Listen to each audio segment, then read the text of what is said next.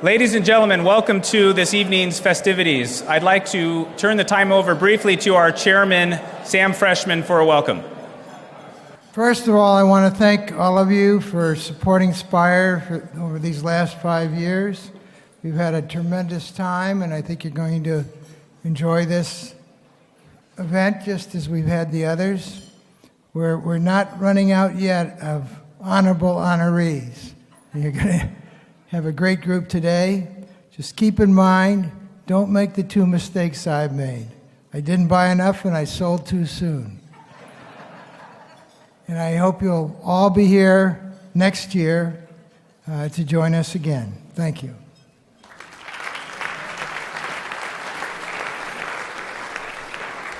Thank you, Sam. I'm Andy Wahlberger, the Executive Director of Stanford Professionals in Real Estate. I invite you to start your meals. Please have your salads, and I'm going to provide some remarks and make some introductions as you commence your meal.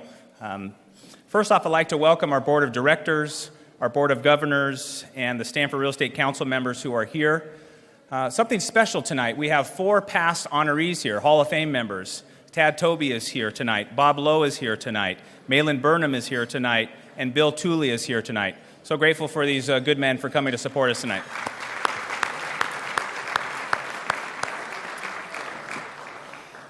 This is the 5-year celebration of the Stanford Real Estate Hall of Fame, and we've come a long way.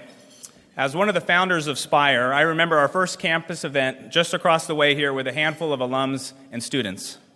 Now, with 1,800 members across the country, producing 30 events annually, a sustaining real estate council, nearly 100 members, and meaningful impact on campus with our student and faculty initiatives, we are emerging from our startup stage into a more mature organization. Earlier this fall, the Spire board confirmed a new statement of purpose for Spire to empower the Stanford community to innovate within real estate, placemaking, and the built environment. With our direct affiliation with a world-class research and educational institute, it is only fitting that we focus on where our industry is headed. So how are we doing this? First, with our alumni. We have innovation roundtables where we bring together thought leaders in traditional real estate and in the technology and entrepreneurial space. We have small group dinners across the country, impacting alumni on a human scale. With students, we have a program called Inspire, with 30 students last spring and 40 students this fall, focusing across different academic disciplines, working on entrepreneurial initiatives and startups in the real estate space. Last year, we had 50 one-on-one mentorship partnerships here on campus, 50 students who are connected to an alumni across the country on a one-on-one relationship, which we'll do again this year. And finally, with faculty, we are seeking out faculty and programs that are impacting the built environment and real estate and championing their research and initiatives, bringing an expanding audience and full range of resources to work. As we look to the future, it is imperative that we acknowledge those within our Stanford community who have been pioneers, and that is why tonight we're honoring Fred Allen and Peter Bedford.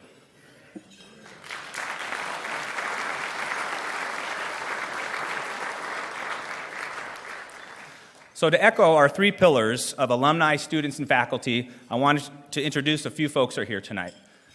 Over on table 12, we have a group of faculty, and maybe they're too shy to stand, but let me introduce them. Martin Fisher from the Civil Engineering Department is here. Thank you, Martin. John Barton, who we'll hear from, who runs our architecture program here at Stanford. Michael Epic from the Civil Environmental Engineering program is here. And then we have several lecturers who do work here on campus. First, David Kleiman, who is teaching in the engineering and in the law school. Nelson Cohn from the engineering school. And Dylan Chan and Kevin Su, who are instructing in urban studies. Now, our students, we've got a bunch of students here tonight. We're not going to have them stand up individually, but by group, I'm going to ask those students to stand. So first, the students from the Civil Engineering and Sustainable Design and Construction program, if you could stand.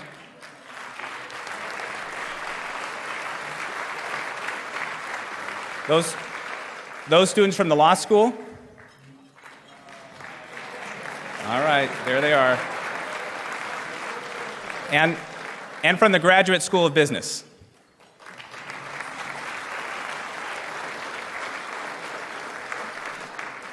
what makes Spire unique is our desire and our initiative to come back to campus and directly work with students. We're going to talk now about our student honoree. Spire, for the last several years, has provided a grant to a student, and this year our recipient will be Ethan Hale. Ethan did his undergraduate and master's work at the University of Virginia, and then here at Stanford is receiving his engineering postmaster's degree, which is similar to a PhD, but focuses on practical applications. You'll see a summary of Ethan's work up on the screen. Ethan received the National Science Foundation Graduate Research Fellow and had the opportunity to come here to Stanford, where he chose to do his research. His research is focused on improving design and materials of affordable housing for enhanced life cycle value and sustainability. This grant of $2,000 that Spire will be providing to Ethan will allow him to conduct interviews and site visits beyond the Bay Area and perhaps leverage the Spire network to receive input on his research. So I'd like to invite Ethan to come forward. We have a check for him and congratulate him on his work and his support.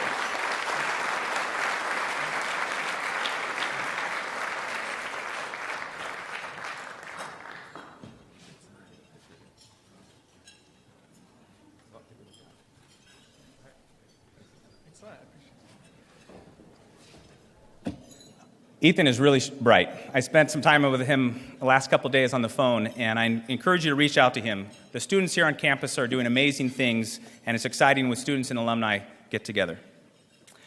All right. Now we're going to talk about our faculty honoree tonight. John Barton is the director of the Stanford Architectural Design Program and has been running that program for the last 8 years. You'll see more information about John in your program. But John is the former member of the Palo Alto City Council and has a tremendous undergraduate program in architecture that he runs here at Stanford. One of his most famous students was quarterback Andrew Luck, who had a successful career here in his program and has gone on to do a few good things as well. John received his undergraduate master's degree in architecture from UC Berkeley, which we won't hold against him, which is a great school. He and his wife, Lydia, are resident fellows for Florence Moore Hall. John is really doing exciting things on campus and has been a partner for Spire for the last several years. We did a dinner out in Chicago. We brought 20 students to Chicago, and we hosted a dinner for his group out there to meet some of our alumni as they were studying architecture in that great city. Spire, this past fall, helped to underwrite a course entitled Workplace in the City, where they're extending learning of tech campuses from Silicon Valley into the urban and more vertical environment. And Spire is putting on a global symposium this March and the first day in April. And John and I are co-producers of that conference along with a couple of organizations, and John has been instrumental in the programming of that. John is really a big thinker and is taking this program into new directions, and it's something that Spire is 100% behind. I want to invite John up here to share a little bit about what he's doing and provide this honor to him. Congratulations, John, for receiving the Faculty Award this year.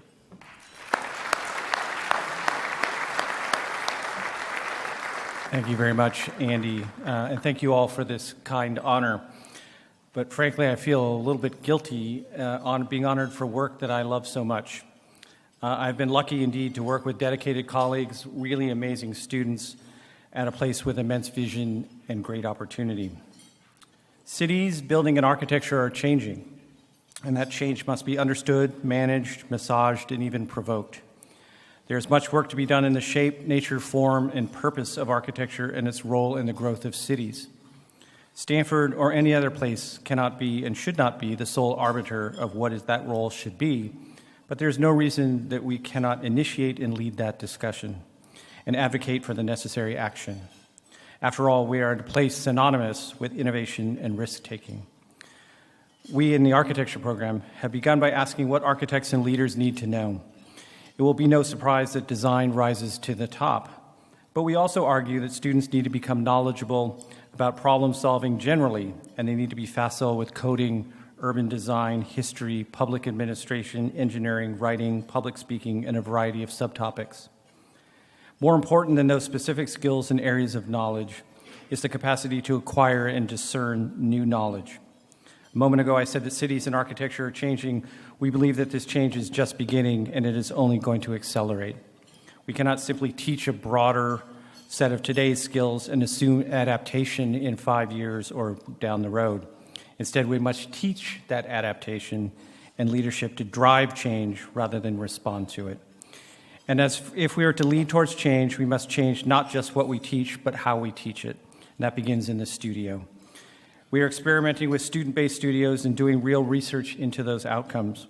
We may be at the forefront of an entirely new way to teach architecture, one that dispenses with the desk crate and the final review jury, and instead we rely on careful student preparation in advance of open and collaborative discussion driven by and owned by those same students. In short, we're updating education to begin looking like the modern architecture office, where the best idea wins and authorship of the whole is hard to discern. Further, it is a form of education that assumes that students will curate their own knowledge that means more and is better retained as the process is self-controlled. This quarter, we are also offering a studio with Northeastern University's Graduate School of Architecture on the future of the workplace. Andy just spoke about that. This effort, indeed, partially funded by the generous grant from Spire, for which we are deeply grateful. As much research effort as Design Studio, this 2-quarter-long sequence of courses will result in deliverables to a variety of professional stakeholders rather than a series of plotted images. The studio seeks to identify problems in the workplace and address them with innovative architectural solutions that are rooted in real needs and urban realities. We are building an entrepreneurial culture where students and faculty openly suggest changes and are given the opportunity to experiment and succeed in an environment that celebrates success but also tolerates failure. This means a place where students carve their own way through the curriculum but leave a breadcrumb trail for others to find, and where teachers offer new courses and new approaches that do not track the normal. In its best moments, it is hard to identify who are the teachers and who are the students. We're at the beginning of researching new ways to manage architectural knowledge.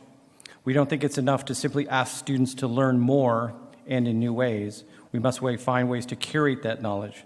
We're working with industry to be the first architecture program in the world to look at AI-based next-generation knowledge management systems. And we're doing this in community. Community and collaboration for us are not just an attribute that we point to, but a way of organizing our actions. This finds its place in our shared approach to decision-making and new approaches to teaching and the activities we do together. This is just a slice of what we are doing, but I hope that it shows that we are teaching and learning more than design. We are teaching and learning leadership, teamwork, synthesis, research, and deep thinking, and doing so in community. And we've been successful. Our students are sought after by important firms and by fine graduate schools. But what I'm most proud of is how many of them are using what they learned here to challenge the status quo. That might mean questioning their graduate education or continuing to study many topics and remaining broad-based thinkers and doing good in the world. But we are a long way from where we need to be. Part of that is the idea that every day renews the future. We are not interested in being there in 5 years and then establishing a new there. Instead, we want to maintain a vision well down the road, but be open to the detours and the forks that come along. We cannot be change agents if we cannot change ourselves. But more importantly, we can only be successful with the help of many, including you. We need a broad-based coalition to overcome the inertia of low expectations in the profession and sometimes academia. We must continue to study what we are doing and tell the world about it. We have continued work to do, and with great partners like Spire, we will achieve great things. Thank you very much.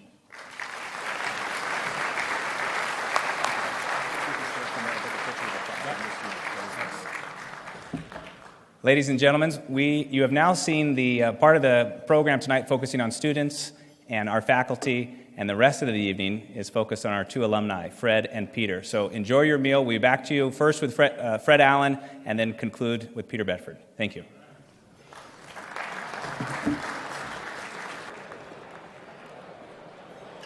As we continue this evening, ladies and gentlemen, it's always a distinct pleasure for me to have the opportunity to come back here to the university, and even more so on an evening like this, to have the opportunity to celebrate everything that is Spire, to look back at the work that we've done over the past 5 years, and even more importantly, to look ahead to a very bright future. As Andy said earlier and spoke so eloquently about the organization, we're really founded on the three pillars of alumni professional networking, student outreach, and educational program development. And the rest of this evening is dedicated to celebrating some of our most esteemed alumni. I always enjoy these events. It's the 5th year being part of the Stanford Real Estate Hall of Fame, and it gets better every year. And one of the things that I enjoy the most is the fact that it has truly become a family. When you look back at our past honorees, many of whom are here tonight with us, it's a very, very close camaraderie and truly is a family environment. And so I always enjoy coming back together with all of you. And this year, and it's a distinct pleasure to be able to honor our first honoree for the evening, Fred Allen. Fred is not just someone that I have come to feel a familial connection with. Fred truly is family. Fred and I have had the opportunity to serve together on the Spire Board of Directors for the past few years, and in that time he has been an inspiration and truly been a part of the lifeblood of this organization, as he has been an inspiration and part of the lifeblood of many organizations in his career. And it is without Fred, I can say very, very clearly that Spire would not be what it is today. And without the generosity and the unwavering support of Alan Matkins and their visionary leadership as a core sponsor of our organization, we would not exist. So to Mike, to Fred, and to all of the Alan Matkins representatives here tonight, we're very, very thankful. Thank you very much.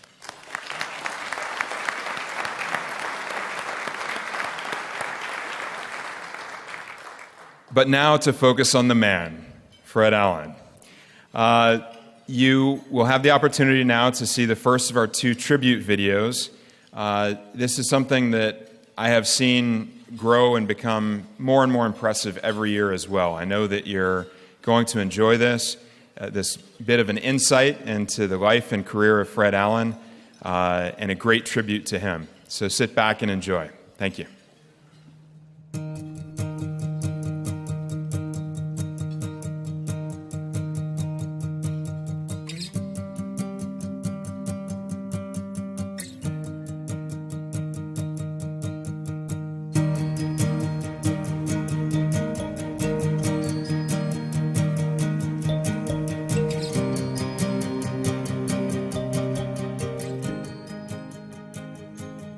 My first impression when I met Fred was I couldn't believe he was an attorney. The guy was such a live wire and kind of jocular in style, just very outgoing. I said, this guy can't be an attorney. If he's an attorney, he can't be very good. He's not the kind of lawyer that chews you up and spits you out, gets angry, screams and hollers. Fred taught me by example not to get excited, to relax, or in his words, take it easy.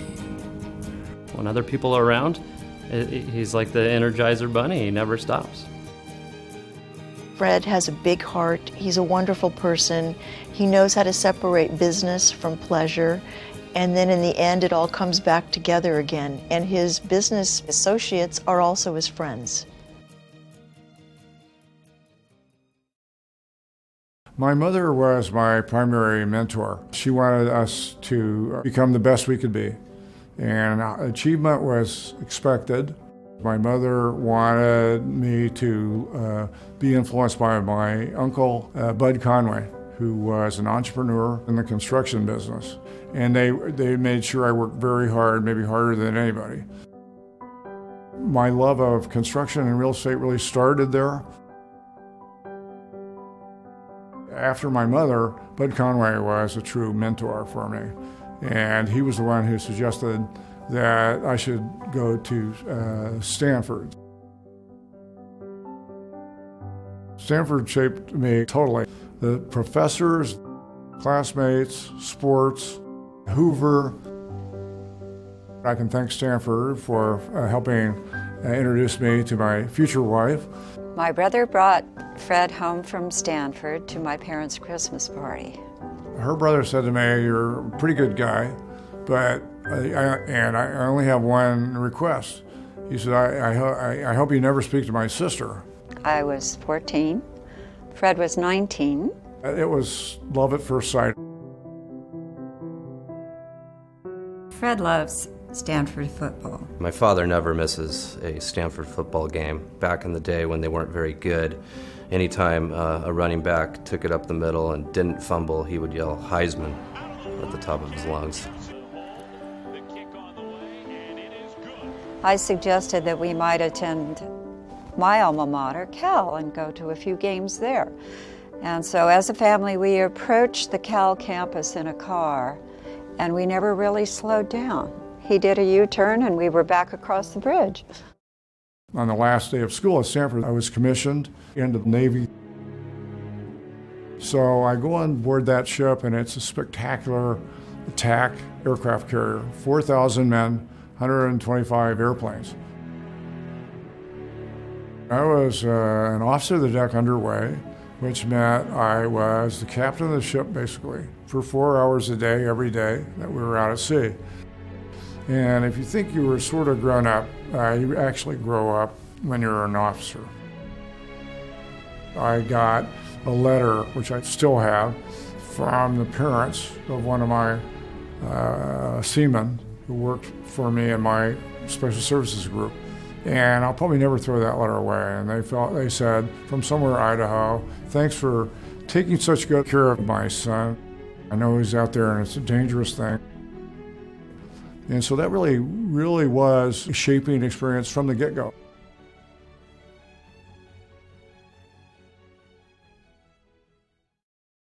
Near the end of law school, I decided, hey, I'd rather go and practice law for a year or two, and then I'll be a developer.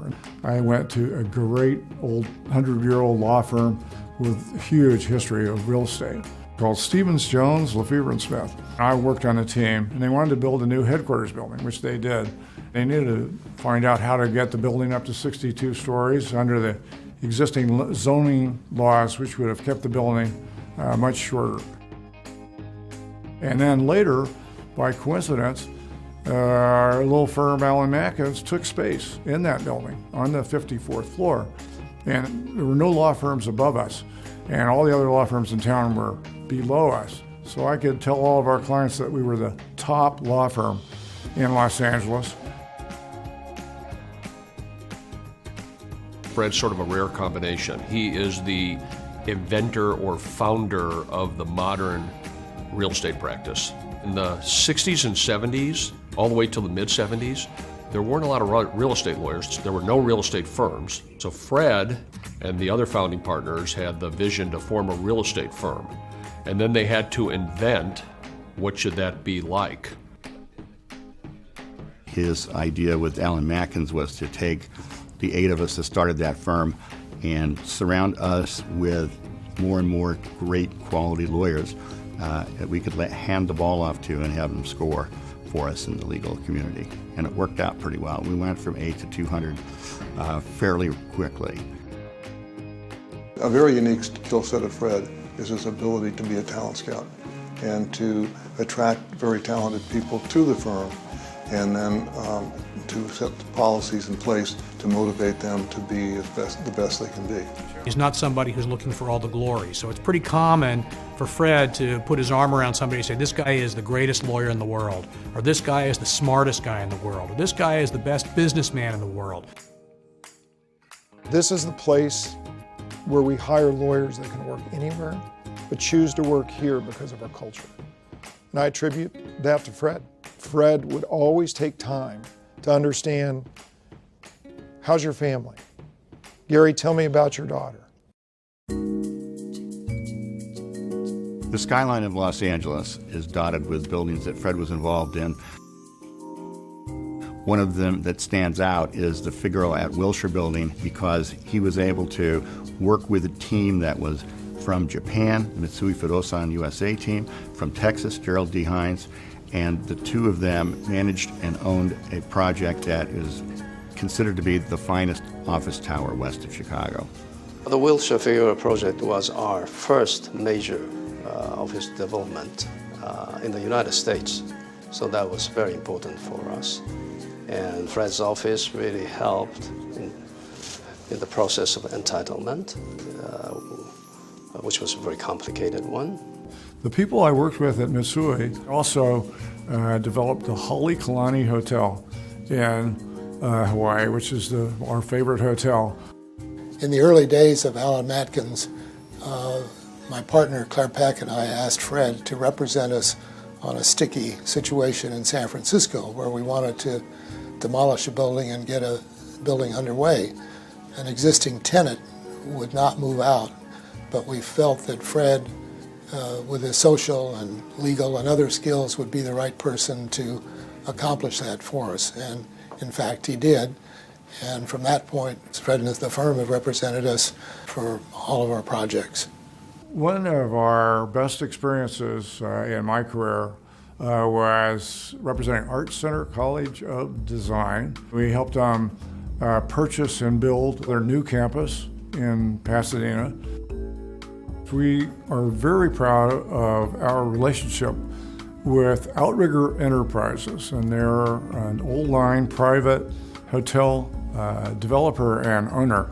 And Outrigger owns 2 of the 7 hotels on Waikiki Beach. I was having an intense meeting, this is probably 91, with a new client that were deciding whether they're going to hire us or not. We thought they were, and they were all Japanese. They're sitting in the conference room and a little light bulb goes on that I should run to Fred's office, see if he's there, and bring him into the conference room so that he can close the deal. He came in, and the first thing he did was draw their attention to a bunch of miscellaneous photographs on the wall, and if they became a client of the firm, he could guarantee them that they could have the same photos in their offices and or take these ones with him. And then he told them, just from memory, every Japanese client we had, every Japanese transaction, they started to make a connection with those other Japanese clients. They forgot they were interviewing us. They thought they had already hired us, and by the time it was over, it was done. Fred always said the most successful negotiator was the guy with the best bladder. They would be locked in a room. No one could leave the room until the deal was done. Fred could outlast anybody. I was probably 12 years old when I first met Fred. His reputation preceded him, however. He was doing work with my father, Bill, and there were stories of Fred sleeping at the office for 2 and 3 nights in a row to get the documentation for certain deals done. At Alan Matkins, it's always work hard, play hard, have fun. I think Fred is a very serious lawyer, a very serious businessman on the one side, and then the king of entertainment on the other side. He makes sure everybody's having a good time. He starts administering tequila shots to enliven the crowd. And, so we're always with the same old adage. Tequila tonight, tomorrow we ride. He's invented a drink, the Frederico. It's a special drink found only at the Mauna Kea Hotel. A Frederico is basically a fruity rum drink that has a shot of Jack Daniels in it. He calls that shot the Velvet Hammer. So Fred's the only guy I know with a drink named after him. The Frederico, the Mauna Kea, world-renowned. Just like Fred, world-renowned. He's outgoing, maybe to the extent of being a little off the cuff and maybe a little crazy at times. I remember going to a Laker game in the 80s, and he met a guy in the bathroom, and I think they struck a deal, a business deal right then and there. That's the kind of guy he is. He's always talking to everybody, anybody, at all places, at any time. He is the drum major. He's the guy leading the band. He is the guy with all the enthusiasm in the world. Everywhere he goes, if he's going on a flight, if he's going to be on a boat, if he's at a cocktail party, he's trying to develop new clients. Alan Matkins is state-of-the-art. To have 31 partners in the list of the top lawyers in America in 2015 really tells a story. His senior partners have pretty much all stayed and then retired, as opposed to gone off to start their own practice. So to me, that's always a testament to somebody's management skill and leadership abilities. The coal company, 33 years later, is still depending on his firm for their primary real estate advice, including Fred himself. Fred Allen has built a real legacy in his career. Allen Matkins is one of the nation's most respected real estate firms. And Fred is caring. He cares about his clients, he cares about his friends, and he is a loving, loving family man. Just a wonderful human being. Fred's legacy will be remembered as one of the most thoughtful and knowledgeable advisor on both legal and business issues that the California real estate community has ever known. But for me, I think of him as best of class. Not only the law firm, his partners, his colleagues, but Fred himself. So he'll go down as a lawyer that people look back at and aspire to be like Fred was as a lawyer, and he's not giving up anytime soon. It's been a good run. We've had hundreds of clients and great fun, hundreds of projects, all over the United States, Mexico, Asia, Hawaii. I've had the great fortune of being on the board of Spire together with Fred over the last several years and watched him and his enthusiasm, and it's compelling. I think Fred's legacy will be the number of lives that he touched, from the people who work in his firm to his clients to the many people who've been served by the projects that he and his lawyers have nurtured. Fred is ebullient, friendly, engaging, and you can't help but like the guy. And you can't help but engage, so I'm really privileged to have gotten to know Fred because he's such a wonderful person. He's a living legend, but to me, he's just my dad. He's the guy that coached the baseball team and comes to all my musical performances. He's my mentor, my advisor. He's really like the head of my fan club. He's never, without a story.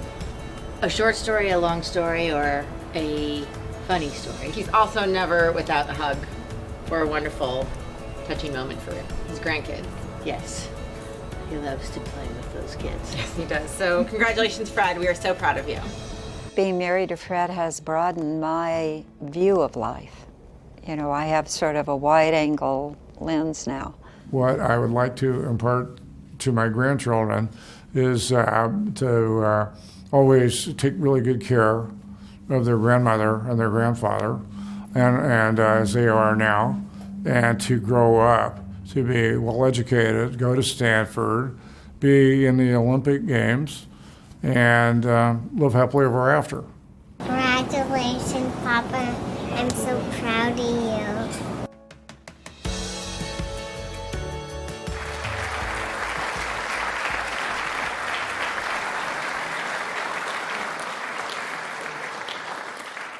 Now, we thought of someone to provide a personal introduction to Fred. Fred is all about his clients. And so there are thousands of companies out there that could give Fred the big thumbs up and congratulate him on this award. But we selected two presidents of real estate companies to come forward and give a personal introduction. They just so happen to be his sons, John Allen and Paul Allen. Good evening. Live. There we go. Mucho gusto. Never a dull moment. Fred is famous for his one-liners. We call them Fredisms. And there's even a few Fredisms that can be repeated here tonight. The pressure is building up. This is often said while Fred is relaxing on the beach or holding court on a bar stool. This came for you in the mail. Announced while approaching a friend or a complete stranger with a shot of tequila, a pineapple, or something less appropriate. When everything's going awry, Fred might declare, "Just another day in paradise." Minor detail, he often says. But it is all in the details. Fred is genuinely interested in people and what drives them. He's charming and disarming. He asks a lot of questions, and he has total recall. He actually remembers our friends' resumes better than we do, and it's this ability that makes him such a good connector of people, a matchmaker. Definitely one of the keys to his success. In the chaos that life generously dishes out, Fred's one-liners have always kept my world aligned. aligned. I knew everything was going to be all right. So we're here to shed a little light on the man. He is outside of the office, the family Fred. He has an amazing ability to flip the switch from work mode to family mode. And you can always just tell by looking, because he only has 2 costumes. At the end of each day, off comes the work costume, the blue blazer, the blue button-down shirt, the red Stanford tie, and on goes the blue Hawaiian shirt, and then it's family time. And when he was home with us, he was truly with us, present and engaged. I think Fred's biggest gift to me was that he encouraged me to choose my own path. Even when we didn't see eye to eye, he gave me the freedom to explore the world and live my dreams. And he did so with unfailing love and support. Well, there was definitely some unconditional love going on when I was learning to play the drums. Now we share a great love of the blues, be it Albert King, Freddie King, B.B. King, the occasional Burger King. So Fred has incredible drive, energy, and work ethic. And he's always pushed us to take full advantage of the head start that he was able to provide for us. He had very high standards, very high expectations. He was firm but fair. But most importantly and lasting is that he led us by example. He's shown us what it is to be a great family man, a loving husband, just a great dad, and now an amazing grandfather. We couldn't be more blessed to have you as our father, and I couldn't be more honored tonight to introduce you. So everyone, please rise and give a warm welcome to your Southern California representative for the 2015 inductee to the Stanford Real Estate Hall of Fame, Mr. Frederick Lee Allen.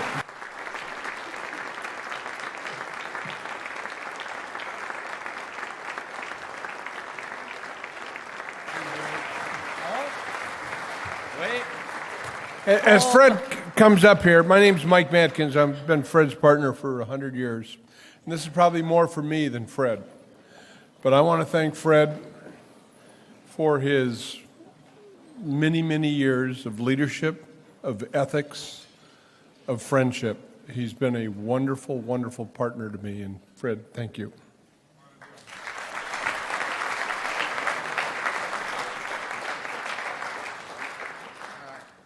So I think my first act would be to kind of go out the side door here and turn this over to Bill Tooley, and Ted Tovey, and Bob Lowe, and Malin's here too. What I did was I took each of their speeches and added to them. So I'm up to like 48 minutes here. I want to thank John and Paul for that great introduction. We're very proud of you guys, as you can tell. And now that you have your children, you know about carpool from the other side. Thank you to Patrick Tooley for doing such a great job as dinner chair this year. Thanks to Chad Hagel, Andy Wahlberger, Jennifer Heafy worked so hard to make this event successful, and for all the other great things you do for Spire all year long. A special thanks to the board of Spire and the entire Spire organization. Spire is a game changer for Stanford University real estate. It really, real estate was around, but once Spire put us all together, it really is a game changer. And Spire is having a dramatically expanding role and impact on Stanford and all over Stanford, as you know, Andrew Luck. So hang on there. Thank you to the members of the Stanford Real Estate Council who are here tonight. The membership of SREC is a total who's who in real estate. And we are so happy that this group exists and has heavy participation. We have our annual meeting tomorrow, and so I look forward to seeing all the SREC people there tomorrow. It's really, all the panelists and speakers are fabulous. Thank you to the generous sponsors and guests for your support of this Hall of Fame event. And thank you to Peter Bedford and his wonderful wife, Kit. I've known Peter. Thank you. Peter's not such a bad guy. It's all right. I've known Peter for almost 50 years, and I'm very honored to be inducted into the Hall of Fame with him. Peter is a true pioneer and real estate icon. Peter and I have served together on the board of overseers of Hoover Institution at Stanford University for more than 25 years, and we've had a lot of fun there. And speaking of Hoover, we have a whole Hoover table here tonight who I'm sure would have rather done something else, maybe not. They'd probably be studying. Special thank you to John Razian, who led the Hoover Institution for more than 26 years as director. John has been, and the other great overseers who are here tonight with their wives. John, you did a fabulous job, and we wanted you to be director forever, as you know, and it was time for you to lateral, but we're very, very happy that you're still at Hoover as a senior fellow, so we're not losing track of you. You cannot escape. Yeah. Also, thank you. Also, about Hoover, there's a huge crossover. Obviously, several of the honorees were also at Hoover, and by a couple of weeks ago, Condoleezza Rice presented an incredible, fabulous keynote speech to like 4,000 or 5,000 people at Urban Land Institute in San Francisco, and she was off the scale. She's spectacular. Kathleen and I were originally attracted to Hoover, and you have to indulge me here, by the great work of Milton Friedman and Thomas Sowell. And thereafter, the rest is history with George Shultz, John Taylor, Condoleezza Rice, and many other great Hoover scholars are still leading the charge. I better stop right now, or I'll just keep talking about Hoover, which I would love to do for like 2 days. We could bring on the tequila shooters. Everything would be fine. My special thanks to the prior honorees, and they are Don Cole, Bill Wilson, Henry Segerstrom, Malin Burnham, Bill Tooley, Buzz McCoy, Bob Lowe, and Tad Taube. Thanks for your great careers and distinguished contributions to the real estate world and beyond. You have been a great inspiration to all of us and to the next generations. Hang on here. Thank you to the video participants. And I'm very happy that all the really terrible best stuff is on the cutting room floor. The outtakes from the videos were hilarious. John Cushman said some of his remarks were classified. Ray Werda made me validate his parking before he would appear on the video. This is a true story. Kittredge was there. Nelson Rising said, I have such a bad golf game, he hopes I might be a halfway good attorney. And thank you to the great, we're getting here now. Thank you to the great Alan Macken's partners, associates, and staff who deserve all the credit here tonight. They are the ones who represented our clients so well, were always willing to go the extra mile, and kept our clients happy. And hang on here, a big change here in the pages. Thank you to my fellow founders at Alan Macken's, Mike Mackens, Brian Luck, John Gamble, and Rick Mallory. You are the best of the best. When we founded the firm 38 years ago, seems like yesterday, we had very complementary skill sets, and we all shared the same core values, which have served us so well over all these years. And we all went to Stanford, which was a great common bond. We had a very special esprit de corps and a sense of teamwork, which was immediately recognized by our clients. We took our legal work very seriously, but we tried not to take ourselves too seriously. So here's to the founders. Thank you.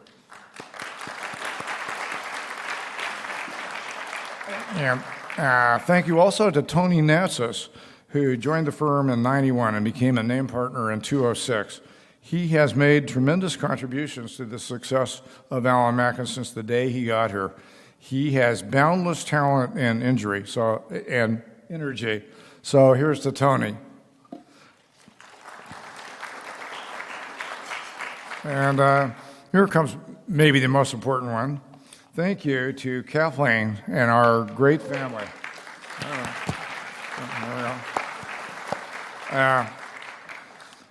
Kathleen was there at the beginning and helped us create and grow our law firm. Alan Macken's would be a vastly different place today if it weren't for Kathleen's influence on me and all my partners and our clients. Kathleen should definitely be receiving this award tonight. So here's to the lovely Kathleen. Wow. There you go. Thank you to our great extended families who attended in LA. You are the best. Our 4 little granddaughters are a dream come true for all of us. And thank you to Lady Luck. In any successful organization, there has to be good luck, and we got an extra dose of good luck along the way. We survived and thrived through all the booms and busts. I also want to thank the great Alan Mackens alumni. Many of them attended in LA. They are great people and great attorneys who have gone on to other pursuits where they are all very successful. We are very proud of them, and good news, many of our alumni have hired us to be their legal counsel. So we like them even more. I want to dedicate this award to all of our friends and clients along the trail for the last 50 years, including past honorees and their great families. We have been blessed with clients who liked and trusted and who were on the cutting edge of developing and investing in incredible projects. There we go. I also dedicate this award to the great real estate leaders and overachievers and to the real estate industry at large. All the successful developers and investors that we have dealt with over all these years share certain common characteristics, such as optimism, creativity, innovation, leadership, humor, I like that one, total dedication to their vision to build and improve the world we live in, the incredible drive to make their vision into reality. And they have different personalities, they come in different shapes and sizes, but they all care about relationships. They care about friends and family. So it makes it fun to work with all these wonderful people in the real estate world and help them achieve their goals and visions now and into the future. Our clients have been the best of the best. Together, I hope that we have made California and the world a better place. The future of real estate is brighter than ever at Allen Mackens. We have the best young partners, attorneys, and clients that we've ever had working on exciting new projects. So the future is now. So it's time to celebrate the past, present, and future tonight. Thank you for coming out tonight to celebrate with us. Thank you.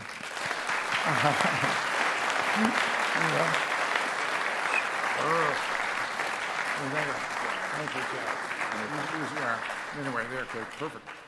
It's my absolute pleasure on behalf of the Board of Directors of Spire to present this award to Fred Allen. Thank you. Make sure I hold it straight out.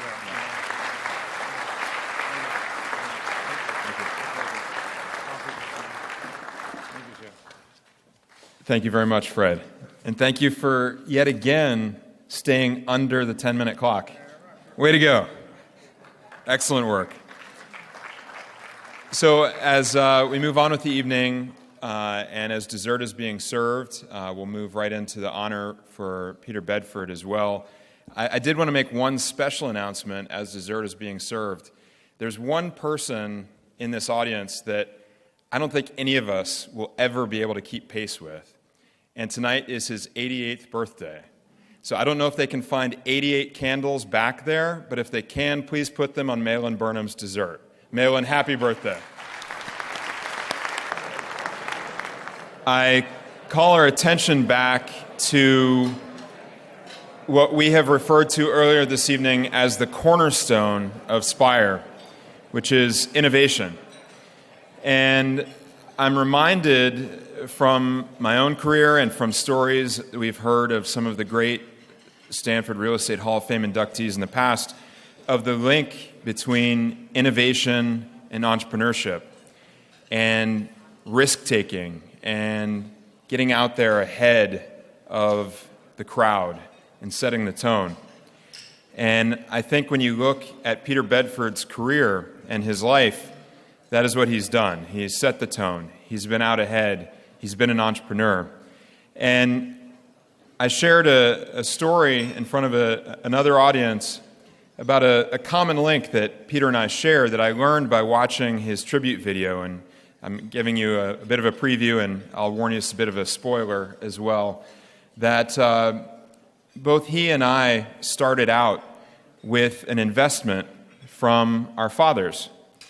And it was an investment, not a gift. It's a very important distinction. And it reminded me in my own life how important that is to setting that tone and setting the idea in your mind of being self-reliant and focusing on solving your own problems and building your own legacy. So I'm very, very pleased to have the opportunity to share with you in our video tribute the legacy of Peter Bedford. Enjoy.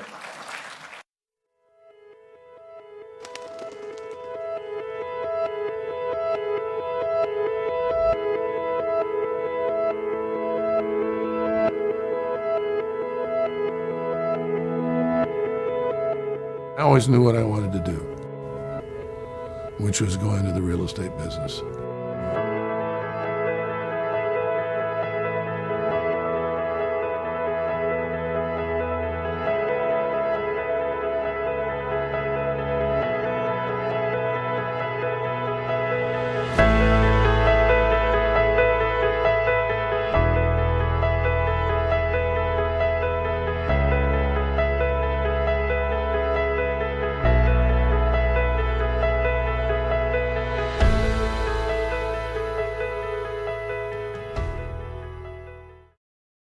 My dad was probably my biggest mentor as I reflected on thinking about my life, in that he instilled in me a lot of principles and ideas. Basic principle was constantly being that you had to understand the creation of capital rather than selling a service.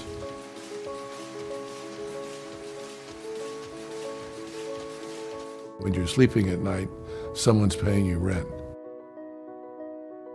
During the summers, I worked for an electric company as an electrician's apprentice on my father's and his partner's properties in Oakland, and learned a lot about the construction industry and how it operated. Coming to Stanford was a treat for me because I'd been to a boys' school from the 7th to the 12th grade and never been into a class with ladies. And fortunately, in July 4th, 1956, I met a young lady who was going to Stanford with me, and we dated ever since and married for 54 years. When I left Stanford, I went into the Navy for 3 years, and then came back and was going to go to business school. And I got accepted at Harvard, and was all set to go. But I had a long talk with my dad, and he said, "Are you a pupil or a student?" He said, "Well, why don't you get into business for yourself?" So I started managing properties for Bedford Butner and made a deal on West Grand Avenue they paid me $2,500, and I built a little office building for Richfield Oil Company, which they turned around and sold for $250,000. And I said, well, I can do this. In the 60s, I started doing convenience markets, and I borrowed money from my dad to support the convenience markets. I borrowed about $150,000 from him, I remember. And he said, I'll sign a note. You sign a note and I'll give you the money, but I want it back in 6 months. Well, 6 months came and I said, hey, Dad, I can't pay you back. I got this wonderful letter from him that said, Dear Peter, your mother and I won't always be around. You got to learn to be on your own. This is our notice to you to pay off the loan. So I was shocked. And I took my projects down to the Bank of America. So they loaned me the money. And I said, under one condition, there's no guarantee for my father. And they said, we don't expect it. And that's why I banked with the Bank of America for all my development life. So I would buy a site. I did 1, and then I did 3, and then I did 5. I ended up involved in about 100 units of 7-Eleven over a period of time of 10 years. I was known as the 7-Eleven King. He did a very large project in the 70s for the Clorox Company, their headquarters in the Port of Oakland Industrial Park, which we financed with the insurance company and were able to, and the regional headquarters for the Bank of America. He, at one point in time, was probably the largest single individual borrower from Bank of America. That's how big a developer he was, and he was building stuff all over the country. My first impression was, he's a big, gregarious, very powerful kind of guy, and you could see that he had the makings of a pretty good little real estate empire going on. After I'd worked for him for a while, he said, okay, I'm going to give you the opportunity to be a partner in one of these warehouse projects. So I had a handshake deal with Peter as a partner. I think I had a 12.5% interest in that. After the building sold, I thought that was it, and maybe I'd get a little something out of it. But a few weeks later, I got a check handed to me for $831,000, which was my full share of the value of that office building, and that was very unique. There were very few people in the industry that would have given a young guy starting out a check for $831,000. Peter was not easily intimidated. On this particular occasion, Hoover was having their annual dinner. Elizabeth Taylor was seated next to Peter. And after they settled themselves into their seats, she looked over him and sort of raised an eyebrow and said, "Why am I sitting next to you?" Peter gave about 3 seconds delay, looked her in the eye and said, "I'm your host." In 1986, I did my biggest project, was the acquisition of Kaiser Aluminum's real estate for about $450 million. My partner, Kemper Insurance Company, loaned me the infrastructure money, and we had about $2 billion in loans outstanding. They decided in 1992 that they wanted to get out of the real estate business like right now. So we parted our ways, and that's how I got into the REIT business. I owned about 30% of the company and decided to use that as my financial base in building a portfolio of properties. We went from $20 million in assets to about $860 million in sales. In the time he managed the company, the overall return was 18.2% per year, compounded for 14 years. Like $1,000, 14 years later would be over $10,000. I mean, he made the stockholders very wealthy. Whenever we'd be in competition for a tenant and he'd win, he'd send me flowers. I'd show up in the morning in the office and there's a new bouquet at the receptionist's desk. I would say, "Uh-oh, we just lost another one to Peter." One of the great stories I love that Peter told me was that I'd asked him where he was, and he said, I had just gotten back from the Midwest. I flew out to look at a project, and basically I thought it might be just to observe, but he said he dressed as a janitor and walked the property and talked to tenants to see if they were happy with the property. And that's a pretty amazing thing to do. Peter and I were both involved over many years in an organization known as the Urban Land Institute. We were pioneering about 20 years ago the concept of district councils, of having an urban land activity in every major city, and since then it's gone international. And the project was failing, and Peter offered to put up $500,000 to keep it going for one more year. Behind the scenes, I don't think very many people know about that. And so they did it for one more year, and it suddenly turned around, and it was the major impetus in the growth of the Urban Land Institute over the last 20 years. I'm a 70-year-old man with 22-year-old twins. By the time Bedford, I came to know Mr. Bedford, we'd had about 8 years of infertility, still no children, and we went for 5 more years, and the costs went up and up and up and up, and the insurance under Bedford paid it all the time, and my doctor neighbor was aghast. He said, "Insurance doesn't pay for infertility, these kind of treatments." Well, years later, I found out, not from Peter, but from the chief financial officer, that Peter had been paying that. It kind of chokes me up. Peter has a really refined taste in art. I met Peter in the mid-'80s. He called me up and said, I'd like you to come by and talk about doing some work for me. And the one thing I noticed was that on all the walls of his office were really amazing pieces of art, and I couldn't really even pay attention during the meeting because I was going like, is that a real O'Keeffe? Is that it's like the artwork was probably worth more than the building he was in at that time. One of the things that my dad gave to me was that you have to set your life into 3 venues. You have to be able to live off your salary, or your hobbies, or your investments. My dad, in his life, he made more money in the appreciation of his gun collection than he did working for Henry Kaiser and Company. As a result of that, my wife and I had hobbies together. Our hobby is building an art collection for ourselves. His intense interest in art carries forward into his buildings. And I think that good buildings are aesthetically pleasing, functional, and economic. And a lot of developers forget the aesthetics part. Peter doesn't.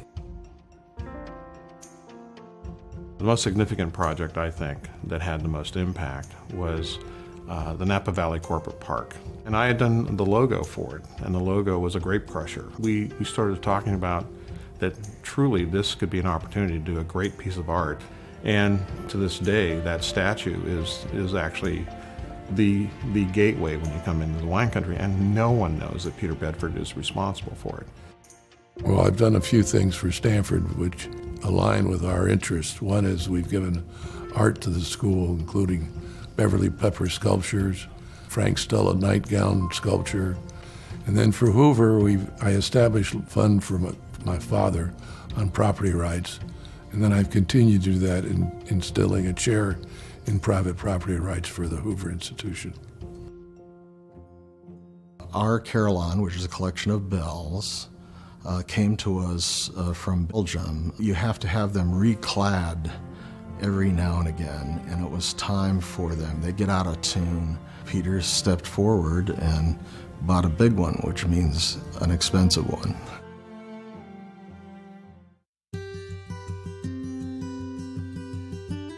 Peter is an icon of real estate developers for our generation. To really endure a long-term career and achieve success under multiple market conditions, that's rare. And to do that while at the same time caring about your shareholders and your employees and your friends professionally that are around you, that's something really special. Peter is the most generous man I know. He will give you anything. If you're Peter's friend, there's lots of laughing, lots of kidding, lots of joking, and he has your back. Peter is a wise man. He's a man that's interested in other people. He has become, in many ways, my counselor for 25 plus years. Well, I think the one thing I'd like to do is to find the right place for older people to live in as a development over time, which would combine the beauty of a project that included art, included a lot of the things that Kirsten and I have experienced together. I think I'd like to try my hand at putting a community together like that. It's going to be in Napa, in the vineyards. Be fun.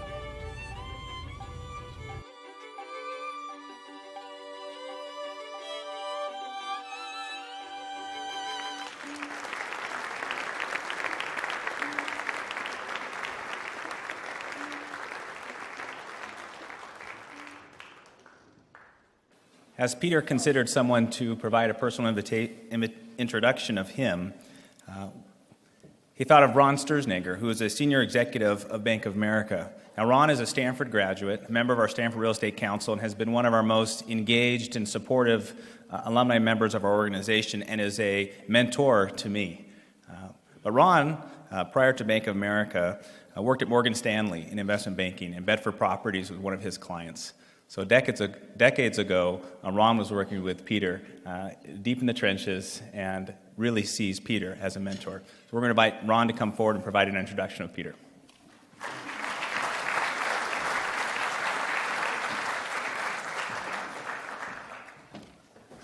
So thank you.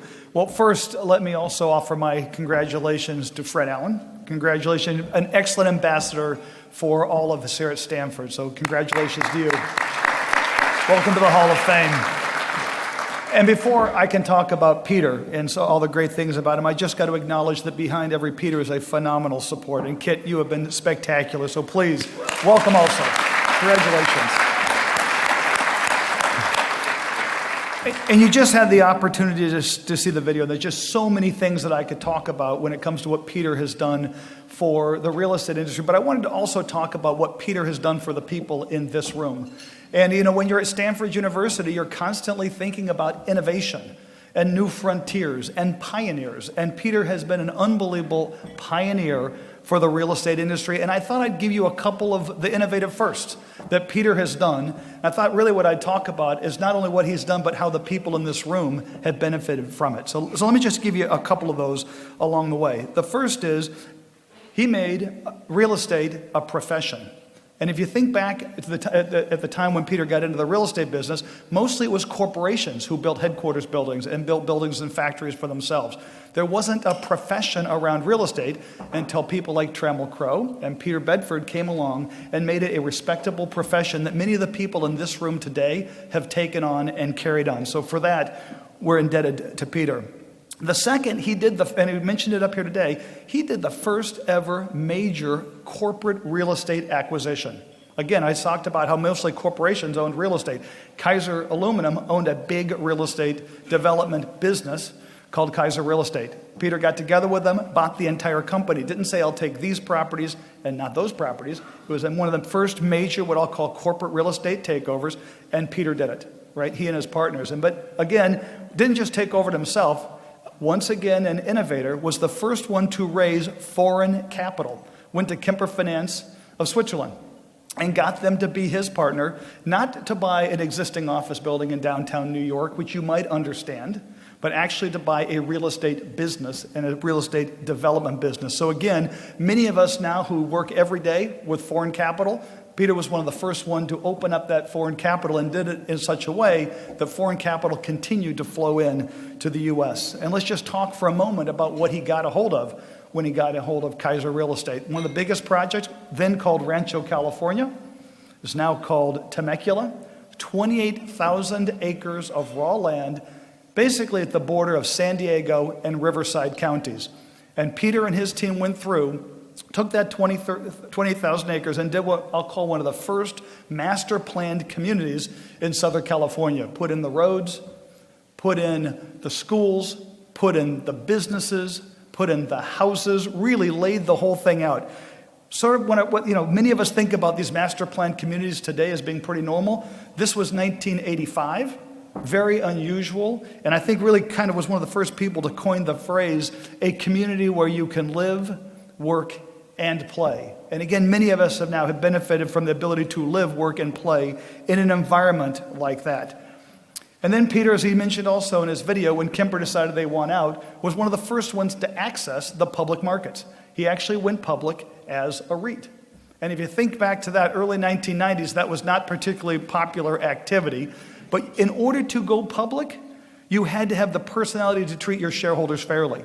You had to be up to stand up to corporate America. You had to report in a GAAP accounting policy and approach. And again, real estate had to be a profession, not a hobby. So Peter led many of us into the public markets. As Andy talked about, I was a young investment banker when Peter took his company public, and we learned together how to access the public markets for real estate.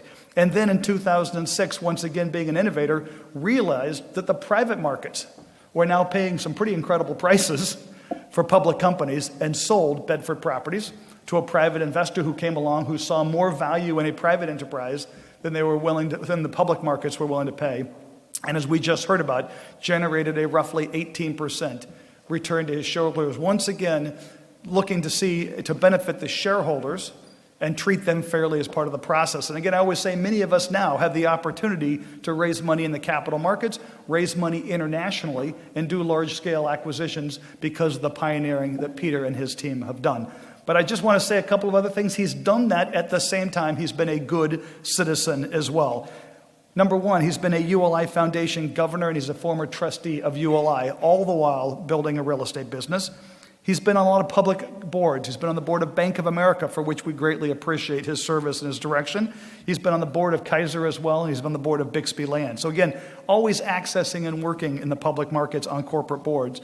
And he's been a serious contributor to this great university, Stanford, including an overseer of Hoover and chairman of the overseers from 2005 to 2008, giving back not only his talent, but his time and his contributions as well. And the last thing, and I think this is one of the more impressive ones, only 5 people in the history of Stanford have been honored to be an Uncommon Commitment Award from Hoover.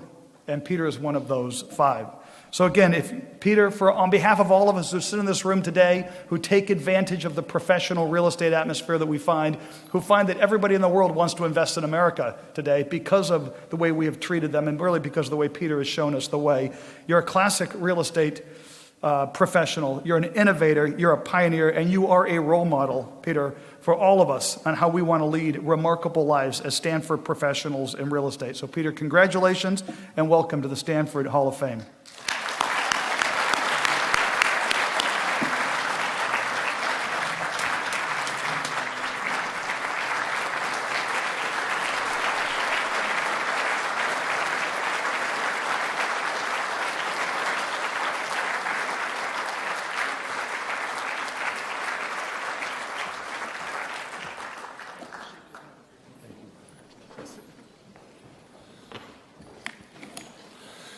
By the way, if you're wondering what these S stand for, that's Stanford.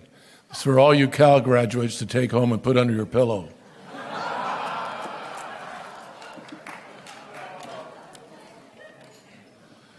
Thank you, Ron. That was very nice and a wonderful introduction. My mother would have been very proud of me. I wish she could have heard it. But my wife couldn't believe it. She gave me a hug for the first time for my accomplishments. I apologize for the voice. I've just recently been diagnosed with Parkinson's, and sometimes I have a tough time talking, which is rare. I want to thank Spire for this honor, and congratulations to Fred Allen. Your family should be very proud of you, and I've been amazed at the family aspect of not only your family life, but of instilling a family atmosphere in your law firm. That's really an outstanding job, and you should be very proud of it. And congratulations, Fred.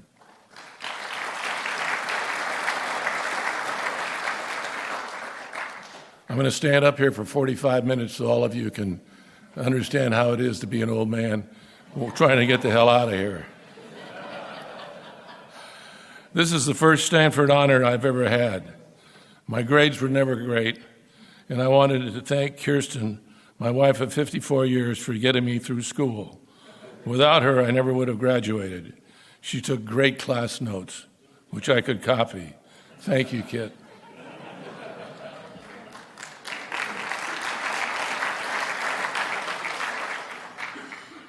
I want to thank Spire for selecting me for this honor. It is a great tribute to be selected, especially when I joined 2 of my Alpha Delta fraternity brothers, Bill Wilson and Bill Tooley.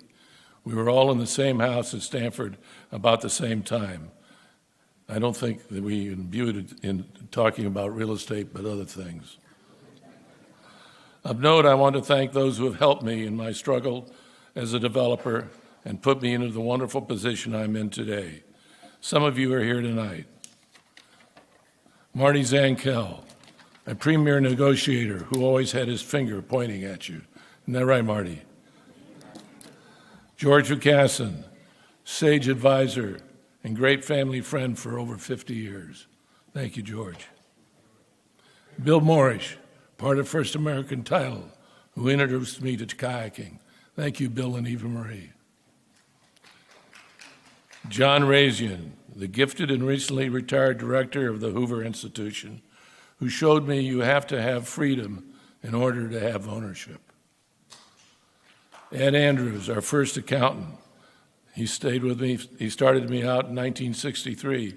I didn't realize that the government had their hand in your pocket, but that's how long it's been. Ned Pike, who introduced me to airplanes and is a Top Gun himself. A lot of fun, Ned. And Diana Green, who puts up with me with my rants and raves and still does it. Thank you, Diana. Don George, who cared for me by driving for the extended family and has been a family friend forever. Thanks, Don. And many of you, and a special thanks to Sister Claire and Sister Christine, and to Brother Mel, for I know they have their prayers. They're keeping me in their prayers. Thank you. And to many of you who are here, many thanks. I probably have left some people out, but I appreciate all you've done for me. Without all your efforts, I couldn't be here. I would like to thank those who've provided me the capital to expand my horizons in the wonderful world of real estate. And I'm honored tonight because Don Dormer, who really made the Kaiser deals in this room, who, until I gave him a check for $1 million, financed that project. I remember him standing there with his mouth open, saying, "Oh my God, we're going to go ahead and do it." It's great. This is a great business, and you get back what you put into it. And for you students who are here tonight, consider some of these axioms. Get into a business that when you're sleeping at night, someone is paying your rent. Manage capital. Don't sell a service. Always leave a little bit in it for the next guy. Be an owner. Timing is the most important thing. A good deal doesn't need money. Analyze, organize, and deputize. Remember that, John Razian? Always have an exit, and your word is your bond. Again, thank you for this honor, and please remember a quote from Edward Markham. There is a destiny that makes us brothers. No one goes his way alone. All that we send into the lives of others comes back into our own. Thank you.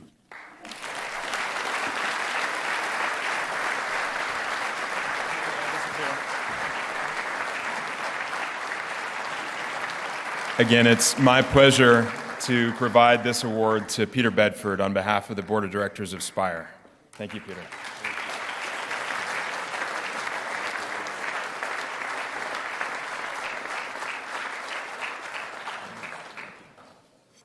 And we have one last gift to present to both of the honorees. This is a special tribute that we provide to each of our Hall of Fame members, which is to literally offer them a seat at the table. These hand-carved wooden chairs come from the same craftsman who created all of the wood carvings at the Stanford Institute and Peking University in Beijing, China. We took our first international excursion of the Stanford Real Estate Council to China a couple of years ago and had the opportunity to visit that facility and remarked so much at the quality of the craftsmanship that they offered to put us in touch with the craftsman, and that is the source of these chairs we provide to each of our honorees. So from this day forward, Peter Bedford and Fred Allen have a seat at the table with all of their fellow honorees.